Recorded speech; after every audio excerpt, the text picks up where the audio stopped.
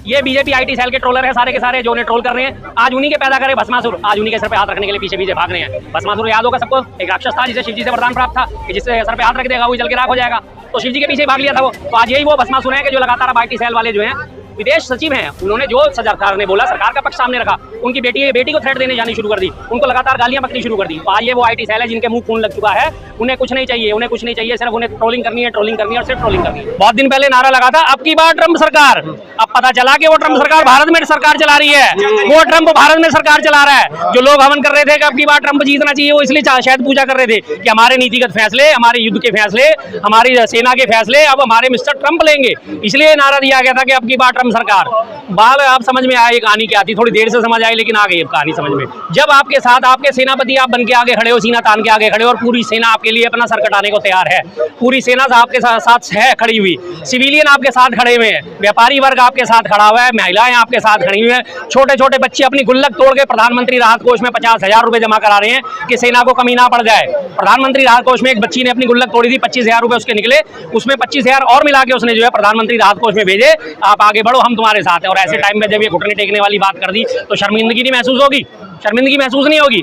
जब हम चाह रहे थे, जब उसने हमारे 27 लोगों को हमारा और उसके बाद हमारे सिविलियन और मारे हैं, करीब करीब हमारी जो हताहतों की संख्या 40 से ऊपर हो चुकी है, तो उनका बदला कहाँ है? क्यों नहीं आपने 4 दिन में बस ये फूफा करके फुसकी बम निकले? आप तो बिल्कुल ही, हम आपको मुर्गा छाप समझ रहे थे, जो बड़ा एक ब्रांडेड पटाखा ब्रांड है मुर्गा छाप, कि इसका बम तो अच्छे बजते, ये तो बिल्कुल एक सड़क छाप बम निकले, जिनमें से चिंगारी फुस करके निकल गई और खत्म हो गई, लोगों को दिखा भी दिया, बम भी फटा और हुआ कुछ भी नहीं। क्या था ये? इसी कश्मीर के बारे में कहा जाता था कि कश्मीर, अभी ट्रंप ने इसी बात को बोला था, कश्मीर तो आपका आंतरिक मुद्दा है, 1000 सालों से तुम तो कश्मीर के लिए लड़ रहे हो, अपने आप सुलझाओ। अब उसी मुद्दे को उन्हीं के पाले में डाल दिया। क्या विदेश नीति है आपकी भाई? क्या इतनी लचर विदेश नीति आज तक कभी नहीं देखी। आज पूरा देश वास्तव में इंदिरा गांधी जी को याद कर रहा है कि यही अमेरिका था जब निक्सन था, निक्सन का फोन आया तो 45 मिनट उसे फोन ही नहीं अटेंड करा इंदिरा गांधी जी ने। दूसरी बार फोन आया उसे होल्ड पे डाल दिया, तीसरी बार फोन आया उसने कहा मैं 7वां बेड़ा भेज रहा हूं, भेज दो आप, मुझे कोई चिंता नहीं है, मैं इस पाकिस्तान के 2 टुकड़े करके रहूंगी। और आज हमारे यहाँ प्रधानमंत्री का बयान आता है कि रात भर चली बैठकों के बाद ये नतीजा लिया गया है, ये निर्णय लिया गया है कि हम युद्ध विराम करते हैं, लेकिन अगर पाकिस्तान की तरफ से कोई गोली चली तो हम गोला फेंकेंगे। अब वो गोला कैसे फेंकेंगे? वो हवाई गोला होगा, मुंह का गोला होगा। हम आपस में एक शब्दावली इस्तेमाल कर देना, यार भाई तेरे से काम था, तूने यार गोली दे दी, उस काम के लिए मुझे गोली दे दी। अब ये उसी के बात के लिए उन्होंने गोला देना शुरू कर दिया। छोटी छोटी गोलियां लोगों को दी जाती है, मैं तेरा काम करा दूंगा, तेरी गोली होगी, ये कहा जाता है, कहावतें अक्सर होती है। इसीलिए कहते हैं कि सेनापति अगर मजबूत हो तो चाहे सेना इतनी सी हो तो भी जीत जाती है। और अगर सेना, चाहे आपके पास अक्षोषणी सेना हो, 18 अक्षोषणी सेना थी कौरवों के पास, 18 अक्षोषणी सेना, एक अक्षोषणी सेना का उस वक्त मतलब हुआ करता था 1 लाख, और आज भी भारत के पास 15 अक्षोषणी सेना है, 15 लाख की सेना भारत के पास है। लेकिन जब सेनापति कायर हो तो सीज फायर करना पड़ता है। सवाल ये है कि जो दावे किए जा रहे थे कि दुनिया में डंका हमारा बज रहा है, हाँ जी, पॉलिसी हमारी चल रही है, वो कहाँ है? क्या लगता है? डंका सबने देख लिया, डंके का डंका कैसे फूट गया, इधर से भी ढोल फट गया, इधर से भी ढोल फट गया, इधर से भी, दोनों तरफ से ढोल बज रहा था, दोनों तरफ से फट गया। साफ साफ सबने देख लिया कि ढोल बज रहे थे, कैसे डंका बज रहे थे, और वो डंके कितने पिटे, इतने पिटे कि वो फट के हाथ में आ गए दोनों डंके, दोनों तरफ की खाल फट गई डंके की, किसी को नजर नहीं आ रहा।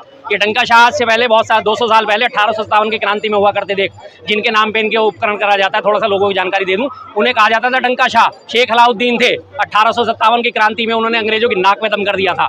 शेख अलाउद्दीन 1857 की क्रांति में अंग्रेजों की नाक में दम कर दिया था। उस वक्त उन अंग्रेजों ने 50,000 रुपए का उनके ऊपर इनाम रखा था। और तब भी गद्दारी किसने करी थी?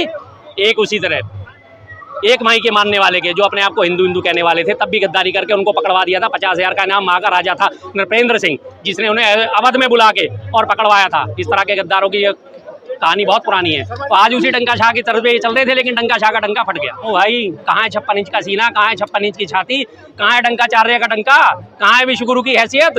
क्या हुआ? सारा देश एक सम्मिलित स्वर में खड़ा हुआ था, सारा देश एक सम्मिलित स्वर में खड़ा हुआ था। एक भी व्यक्ति आपके विरोध में नहीं था इस मामले को लेकर। अंदरूनी राजनीति में आपके सैकड़ों विरोधी हैं, हम भी विरोध करते हैं, लेकिन इस मामले में पहले दिन से ही हमने साथ दिया था। कांग्रेस वर्किंग कमेटी की 3 बैठकें हुई, कांग्रेस वर्किंग कमेटी ने साफ बोला आप आगे बढ़िए, हम आपके साथ हैं। टीएमसी ने साथ दिया, अखिलेश यादव जी ने साथ दिया, तमाम विपक्षी दलों ने, किसी का नाम कोई लेना कोई छूट जाए तो अलग बात है, लेकिन सबने साथ दिया, सबने खुली छूट दी, आप आगे बढ़िए, हम आपके साथ हैं, कोई दिक्कत नहीं। महंगाई होगी हम झेल लेंगे, कोई और दिक्कत होगी हम झेल लेंगे, हम सब तैयार हैं। छोटी छोटी बच्ची जब अपनी गुल्लक तोड़ के पैसे दे रही है तो इससे बड़ी और बात क्या होगी? और आपने 4 दिन में लोगों को चांदनी दिखा के और अंधेरी रात कर दी अब लंबी। क्या हुआ? ये बच्ची जो है विशेष सब्सिडी मांग कर रहे थे, लेकिन वो अभी तक नहीं हुआ, होगा भी नहीं। क्या जवाब देंगे? ये नेहरू की बराबरी करने चलते हैं, नेहरू जी को गालियां देते हैं। वो नेहरू जी थे जब 1962 के चलते हुए युद्ध के बीच में अटल बिहारी वाजपेयी जी ने कहा था इस पे संसद सत्र बुलाया जाए और इस पे मुझे स्पष्टीकरण चाहिए। नेहरू जी ने कहा ठीक है, बिल्कुल। संसद सत्र आहूत हुआ, संसद में उन्होंने बताया क्या घटनाएं थी, क्या कारण थे जिसकी वजह से युद्ध कारण हुआ है, उसके बारे में सारी डिटेल उन्होंने दी थी। कभी की विपक्ष को उन्होंने कम कर नहीं आका। विपक्ष की जो जायज चिंता होती थी उन्हें दूर करा जाता था, लेकिन आज विपक्ष जितनी भी मर्जी बात कर ले उसकी बात नहीं सुनेंगे। संसद सत्र की बात कर रहे हैं, फिर वही ढीठ पना बनाएंगे। अब 4 दिन से 2 दिन से सुबह से ले, अरे तुम्हें नहीं पता, शेर जब शिकार करता है तो लंबी छलांग लगाने के लिए 4 कदम पीछे हटता है। अब वो 4 कदम पीछे ऐसे हटा है, शेर के पीछे खाई थी, खाई में जाके गिर गया, उछल के बाहर ही नहीं आ सकता किसी भी कीमत। ये बीजेपी IT सेल के ट्रोलर है सारे के सारे, जो उन्हें ट्रोल कर रहे हैं। आज उन्हीं के पैदा करे भस्मासुर, आज उन्हीं के सर पे हाथ रखने के लिए पीछे पीछे भाग रहे हैं। भस्मासुर याद होगा सबको, एक राक्षस था जिसे शिव जी से वरदान प्राप्त था कि जिससे सर पे हाथ रख देगा वही जल के राख हो जाएगा। तो शिव जी के पीछे ही भाग लिया था वो। तो आज यही वो भस्मासुर है कि जो लगातार अब IT सेल वाले जो हैं, विदेश सचिव हैं, उन्होंने जो सरकार ने बोला, सरकार का पक्ष सामने रखा, उनकी बेटी को थ्रेट देने जानी शुरू कर दी, उनको लगातार गालियां बकनी शुरू कर दी। तो आज ये वो IT सेल है जिनके मुंह खून लग चुका है। उन्हें कुछ नहीं चाहिए, उन्हें कुछ नहीं चाहिए, सिर्फ उन्हें ट्रोलिंग करनी है, ट्रोलिंग करनी है और सिर्फ ट्रोलिंग करनी है। हकीकत कुछ भी हो, बात कुछ भी हो, उन्हें सिर्फ ट्रोलिंग से मतलब है। तो देख लीजिए देश को कहाँ से कहाँ पहुँचाती है। जिस बात की हम लगातार आलोचना करते हैं उसका परिणाम आज सामने है।